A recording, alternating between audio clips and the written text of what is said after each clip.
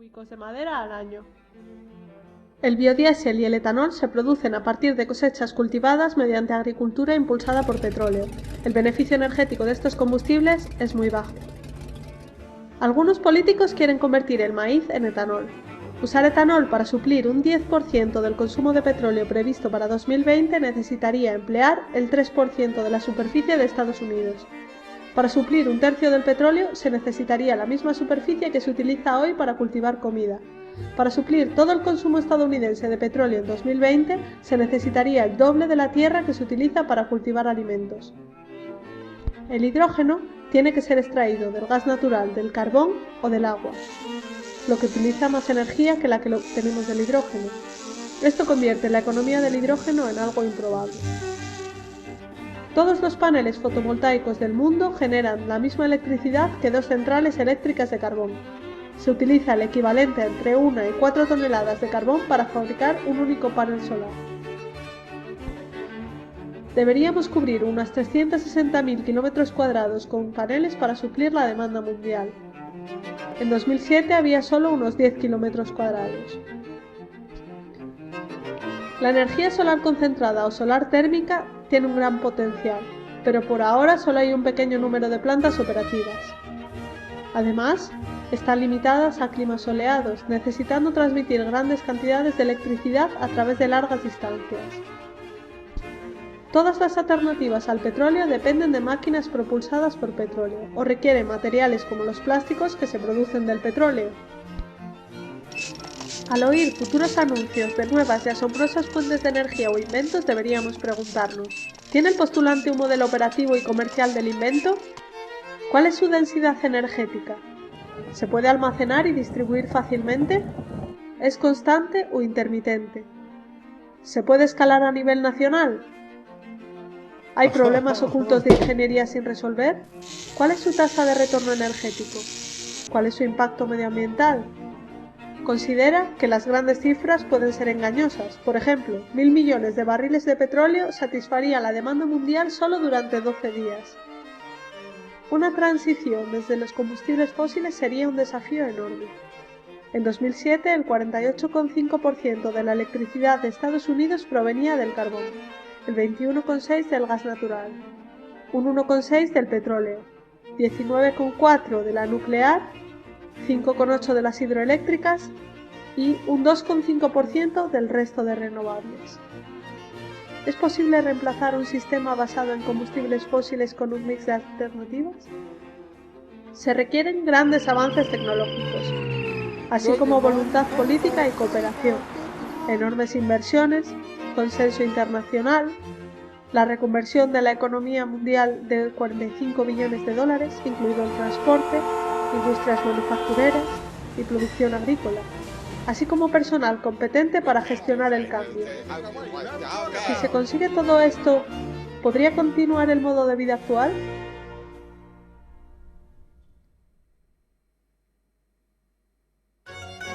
Crecimiento. Estas bacterias viven en una botella. Su población se dobla cada minuto. A las 11 hay una sola bacteria. A las 12 la botella está llena. Está a medio llena a las 11:59, dejando espacio suficiente para una duplicación más. Las bacterias ven el peligro.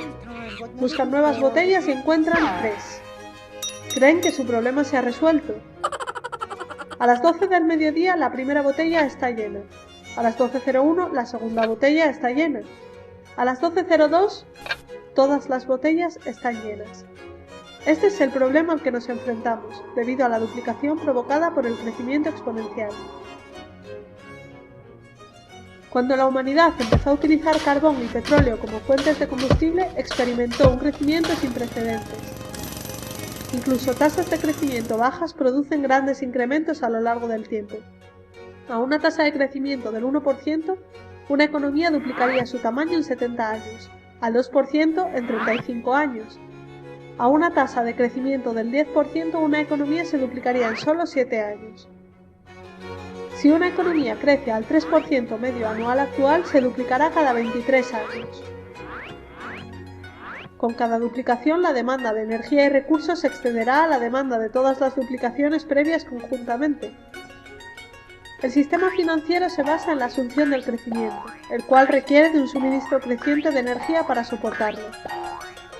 Los bancos prestan dinero que no tienen, en efecto, creándolo. Los prestatarios utilizan el dinero recién creado para construir sus negocios y devolver la deuda, junto con el pago de un interés que requiere más crecimiento. Debido a esta forma de crear dinero a partir de la deuda, la mayoría del dinero del mundo representa una deuda con un interés que ha de ser repagado. Sin la continua aparición de nuevas y mayores generaciones de prestatarios para producir crecimiento y así saldar estas deudas, la economía mundial colapsaría. Al igual que en un esquema piramidal o de Ponzi, el sistema debe expandirse o morir. Debido en parte a este sistema de deuda, los efectos del crecimiento económico han sido espectaculares, en PIB, embalses en ríos, utilización de agua, consumo de fertilizantes, población urbana, consumo de papel, vehículos motorizados, comunicaciones y turismo. La población mundial ha crecido hasta los 7.000 millones de personas y se espera que supere los 9.000 millones para 2050. En un planeta plano e infinito esto no sería un problema. Sin embargo, dado que la Tierra es redonda e infinita, en algún momento nos enfrentaremos a los límites del crecimiento. La expansión económica ha dado lugar a incrementos en el óxido nitroso atmosférico y en el metano, reducción de ozono, incremento de las grandes inundaciones, daños a ecosistemas oceánicos, incluyendo escapes de nitrógeno, pérdidas de selvas y bosques, incremento de tierra domesticada.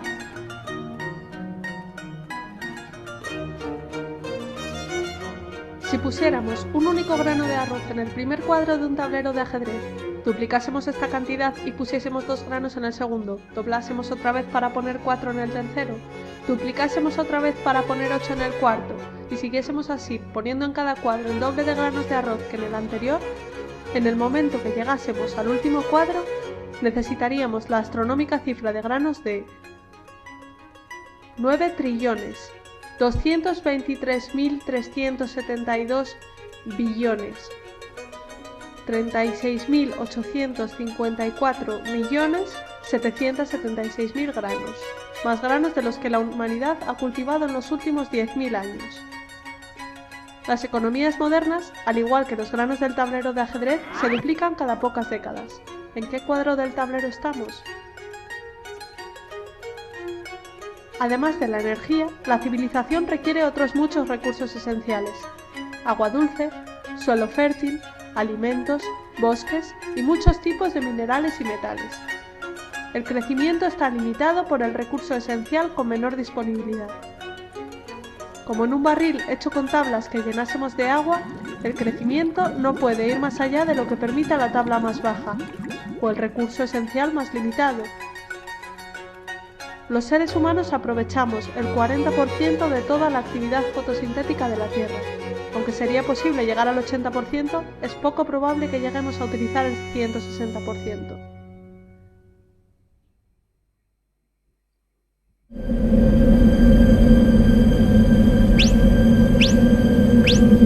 Alimentos.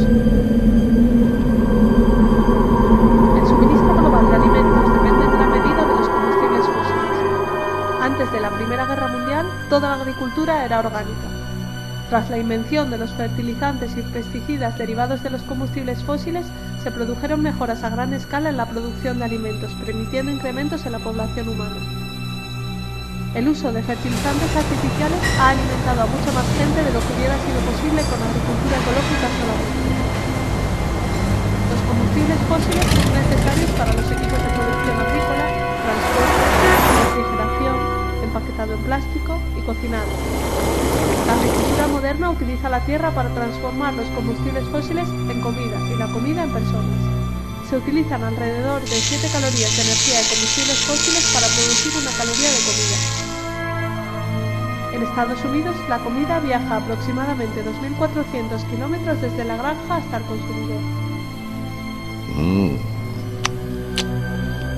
Además de la disminución de los combustibles fósiles, existen varias amenazas al sistema actual de producción de alimentos.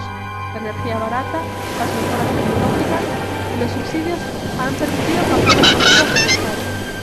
La pesca global alcanzó su cenit a finales de la década de los 80, obligando a los pescadores a desplazarse a aguas más profundas. El nitrógeno liberado por los fertilizantes basados en combustibles fósiles envenena los ríos y los mares, creando enormes zonas muertas.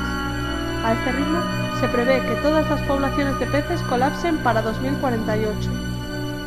La lluvia ácida procedente de las ciudades e industrias elimina del suelo nutrientes vitales como el potasio, el calcio o el magnesio. Otra amenaza es la escasez de agua. Muchas granjas utilizan para el regadío agua subterránea bombeada desde acuíferos. Los acuíferos necesitan miles de años para llenarse, pero pueden agotarse en unas pocas décadas, igual que los pozos petrolíferos. En Estados Unidos, el enorme acuífero de Ogallala se ha reducido a tal nivel que muchos agricultores han tenido que volver a cultivos de secano menos productivos. Además, el uso de regadíos y fertilizantes puede llevar a la salinización, la acumulación de sal en el suelo. Esta es una de las principales causas de desertificación. Otra amenaza es la pérdida de suelo fértil. Hace 200 años, la capa de suelo fértil de las praderas en Estados Unidos tenía 1,8 metros de espesor. Hoy, debido al arado y las malas prácticas, se ha perdido aproximadamente la mitad. El riego fomenta el crecimiento de los hongos de la roya como el UG99, que tiene el potencial de destruir el 80% de la cosecha de grano mundial. Según Norman Borlaug, padre de la Revolución Verde, la roya tiene el inmenso potencial de la destrucción humana y social.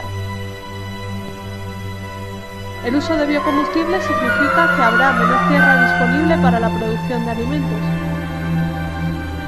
Cualquier terreno tiene una capacidad de carga finita, esto es, el número de animales o personas que pueden vivir en él indefinidamente. Si una especie excede la capacidad de carga de un terreno, morirá hasta que la población retroceda hasta sus límites naturales. El mundo ha evitado esta mortandad mediante la localización de nuevas tierras para cultivar o mediante el incremento de la productividad, que ha sido posible en gran medida gracias al petróleo. Para continuar con el crecimiento, se necesitan más recursos de lo que la Tierra puede proporcionar, pero no tenemos a nuestra disposición nuevos planetas. Ante estos desafíos, la producción global de alimentos debe duplicarse para 2050, para alimentar a la creciente población mundial. Actualmente, 1.000 millones de personas padecen hambre o malnutrición. Será todo un desafío alimentar más de 9.000 millones de personas en los próximos años, cuando la producción de petróleo y gas natural esté en decadente.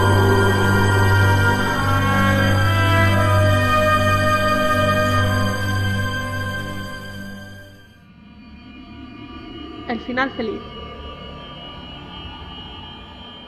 La economía global crece exponencialmente, a un ritmo aproximado de un 3% anual, consumiendo cantidades crecientes de combustibles no renovables, minerales y metales, así como recursos renovables como agua, madera, suelo fértil y pescado, más rápido de lo que pueden reponerse. Incluso a una tasa de crecimiento del 1%, la economía se doblará en 70 años. El problema se agrava por otros factores. La globalización permite a la gente de un continente comprar productos y alimentos producidos en otro continente. Las cadenas de suministro son largas e imponen tensiones sobre los limitados recursos petrolíferos. Actualmente dependemos de países remotos para nuestras necesidades más básicas. Las ciudades modernas dependen de los combustibles fósiles. La mayoría de los sistemas bancarios están basados en deuda, obligando a las personas a integrarse en una espiral de créditos o devoluciones, generando crecimiento. ¿Qué puede hacerse para encarar estos problemas? Muchos creen que la crisis puede evitarse mediante la conservación, la tecnología, el crecimiento inteligente, el reciclado, los coches eléctricos e híbridos, la sustitución o votando. Podemos ahorrar dinero mediante la conservación, pero por sí sola no salvará el planeta. Si algunas personas reducen su consumo de petróleo, la demanda eliminada reducirá el precio permitiendo a los demás comprar más barato. De la misma forma, un motor más eficiente que utilice menos energía conducirá, paradójicamente, a un mayor uso de energía. En el siglo XIX, el economista inglés William Stanley Jevons cayó en la cuenta de que las máquinas de vapor más eficientes convirtieron al carbón en una fuente de energía más rentable, lo que impulsó el uso de más máquinas de vapor, lo que a su vez llevó a un incremento del consumo total de carbón. El incremento del uso consumirá toda la energía o recursos ahorrados mediante conservación.